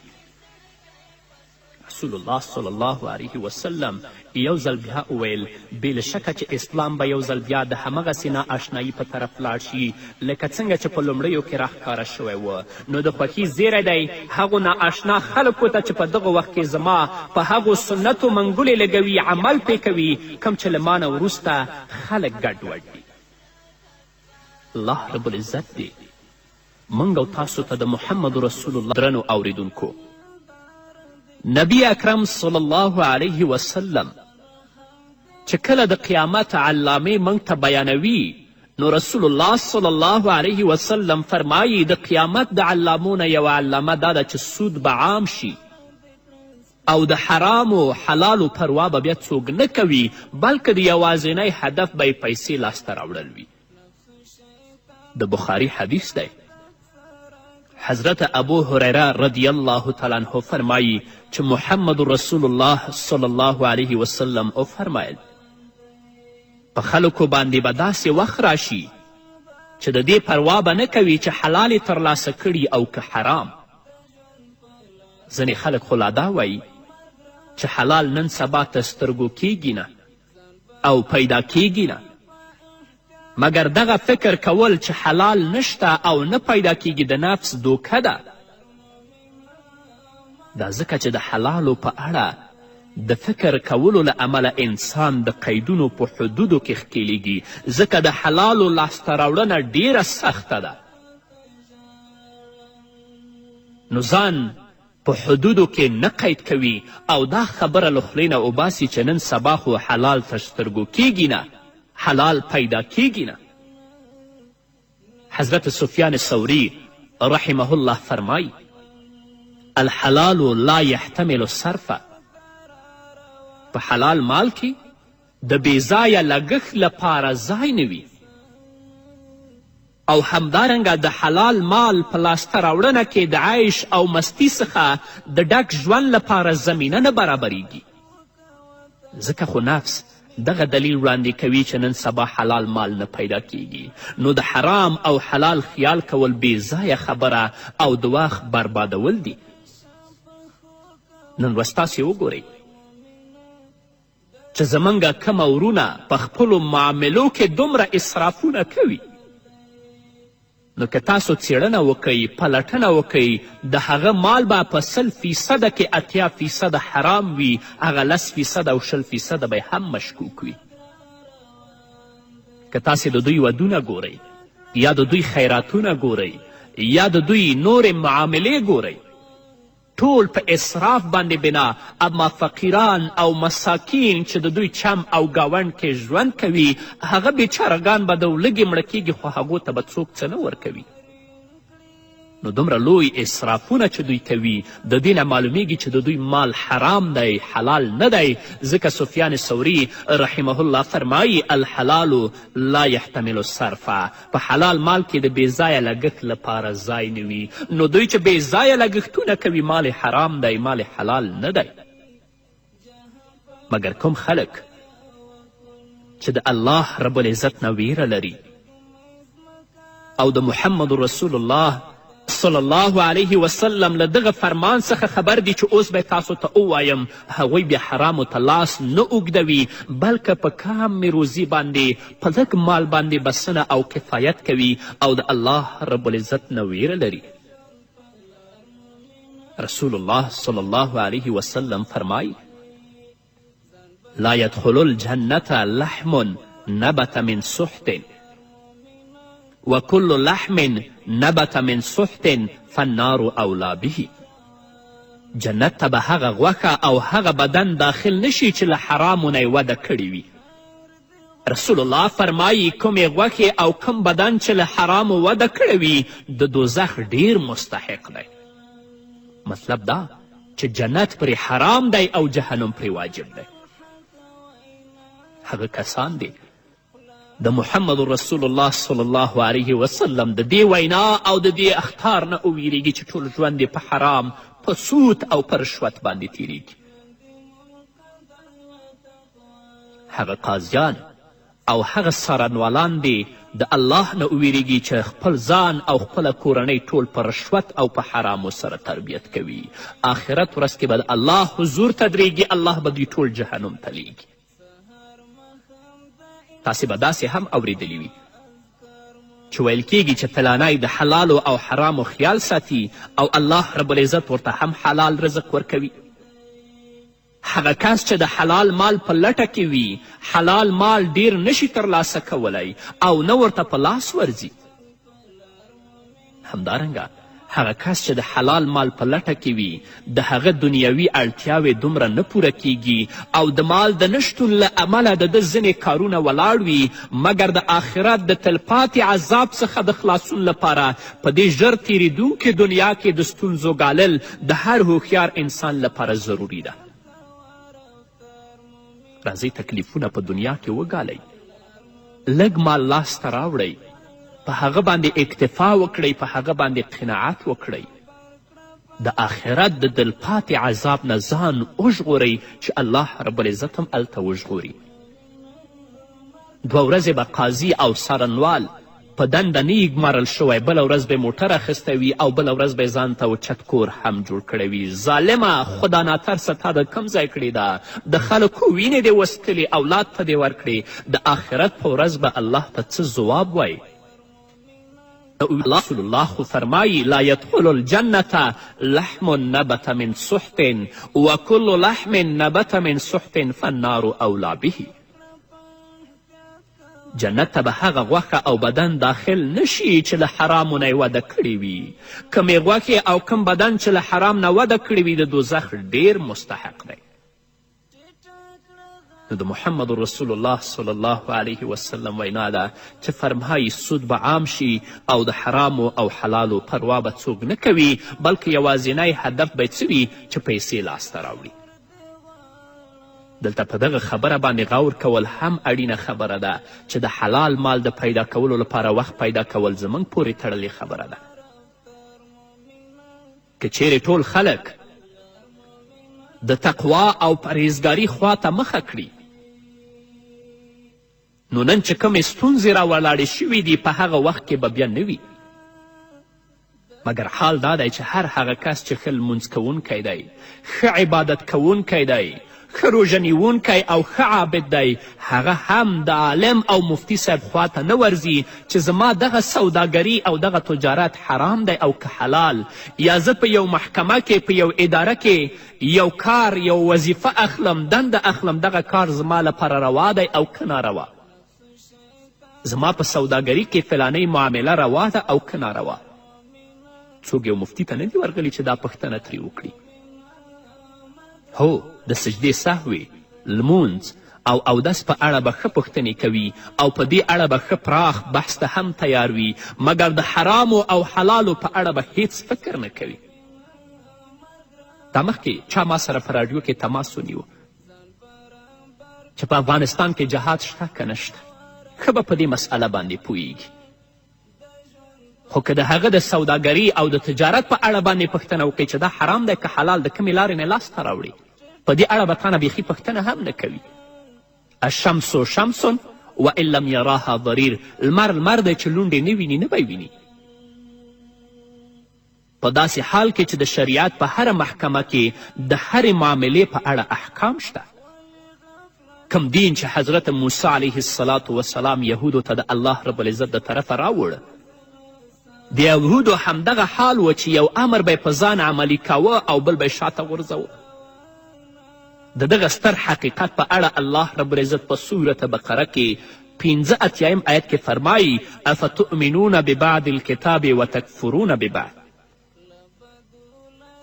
نو آیا تاسې د الله رب العزت د کتاب په یوه برخه ایمان راوړئ او په بله برخه یې کافر کیږئ؟ امیر المؤمنین سیدنا حضرت عمر فاروق رضی الله تعالی عنه به ویل چې محمد رسول الله موږ ته وویل کله چې کوم کس د 10 درهمو رخت او ټوټه واخلي او په هغې کې 1 درهم هم حرام وي، نو تر څو یې چې دغه ټوټه او دغه جامه پر ځان وي الله رب العزت یې مونځ نه قبلوي. د دعا د قبلیدلو او همدارنګه د عبادت د قبلیدلو یو شرط دا دی چې هغه ګیډه کې حرام پراته نه وي.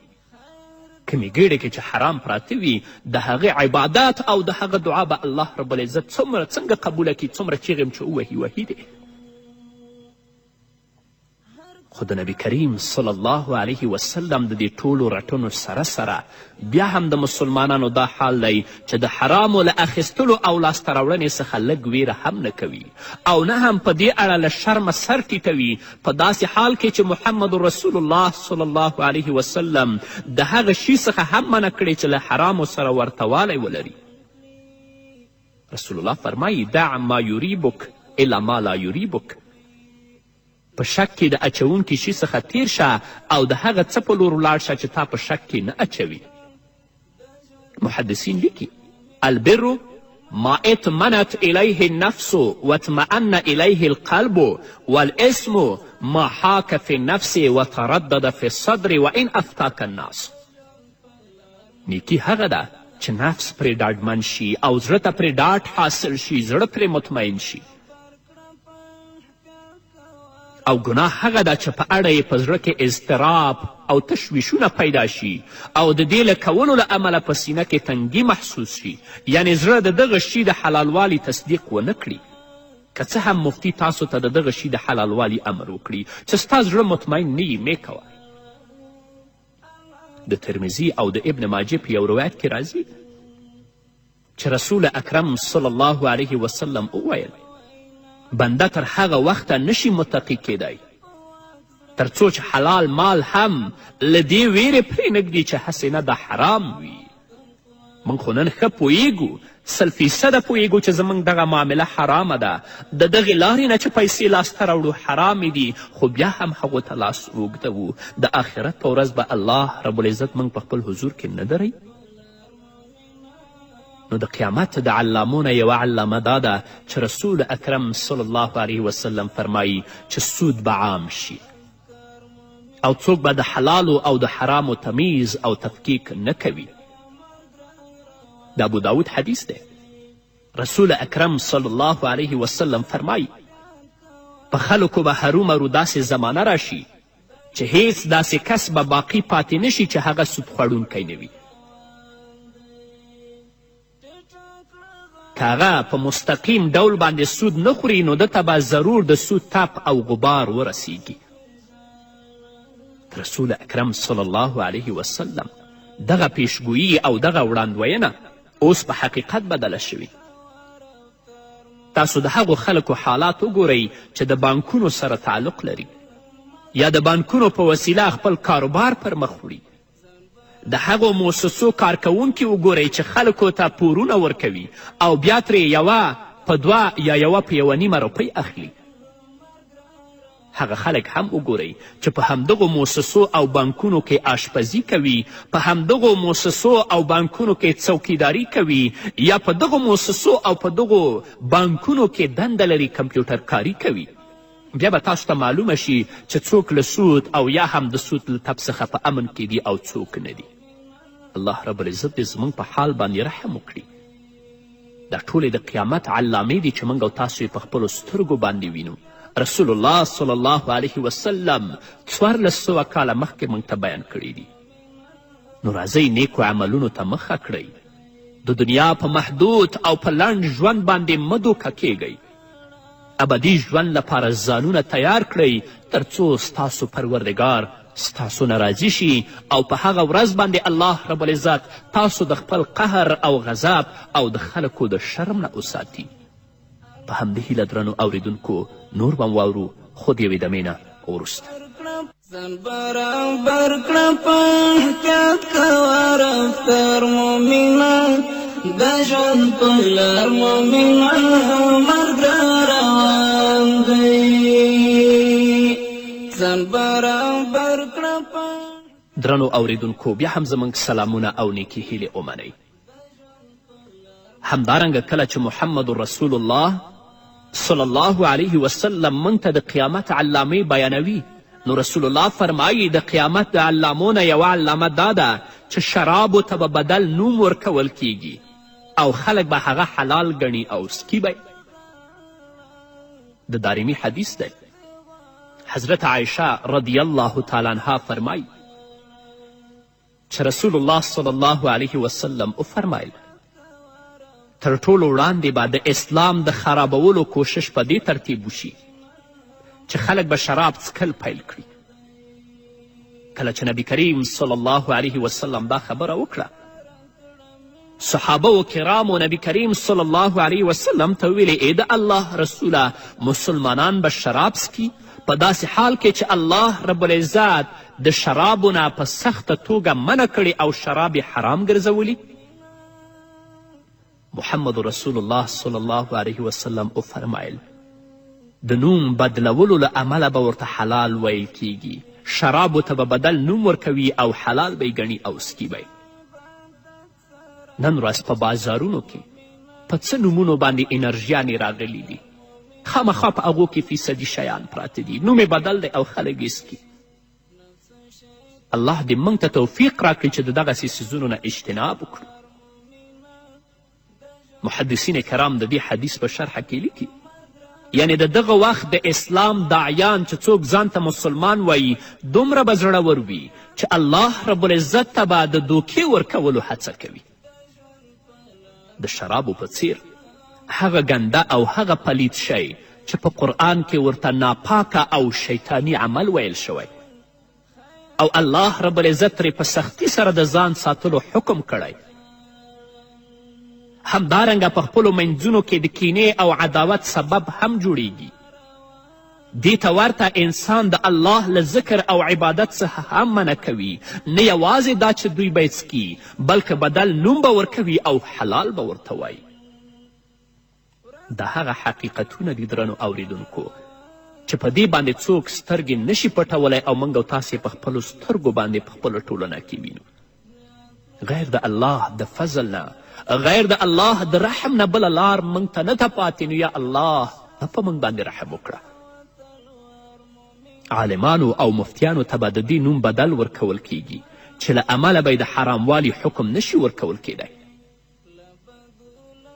نن سبا خو نه یوازې شرابو ته بدل نوم ورکول کیږي بلکې د دې په څیر ډیر داسې شیان راوړل شوي او دننه شوي دي دې وطن ته چې حرام دي خو حلال ورته ویل کیږي. او د حلال ګڼلو له امله یې څوک په خوراک او څکاک کې پروا نه کوي. خو د دې تعویلات دومره نازک دي چې د عنکبوت او له جولا له تار څخه پرته نور څه حقیقت نه لري. په دې کې به تعویل ونه شي حقیقت ته د مسلمان رجوع کړي چې حقیقت څه شی دی. نن ورځ چې الله زموږ دعاګانې نه قبلوي نن ورځ چې د کفارو او د انسانیت او د اسلامیت د دښمنانو لاسونه زموږ په وینو باندې سره دي. په هر ځای کې چې وینو مسلمان خوار و ذلیل دی، بېوسه دی. لوی لامل یې دا دی چې مسلمان د حرامو او د حلالو تفکیک نه کوي. تفکیک خو لا پرېږده، حرامو ته د حلالو نوم ورکړي او بیا هغه وخوري. تاسو وګورئ، زموږ ټول علما لیکي چې د قرآن لوستلو یا ویلو په صورت کې روپۍ اخیستل ناروا عمل دی. خو څوک چې دا پیسې اخلي د دوی دلیل او تعویل دا دی چې موږ خو د وخت روپۍ اخلو، د قرآن په لوستلو کې او د قرآن په ویلو کې موږ وخت تیر کړی، د وخت پیسې اخلو. دا د دوی تعویل دی او دې ته حلال وی.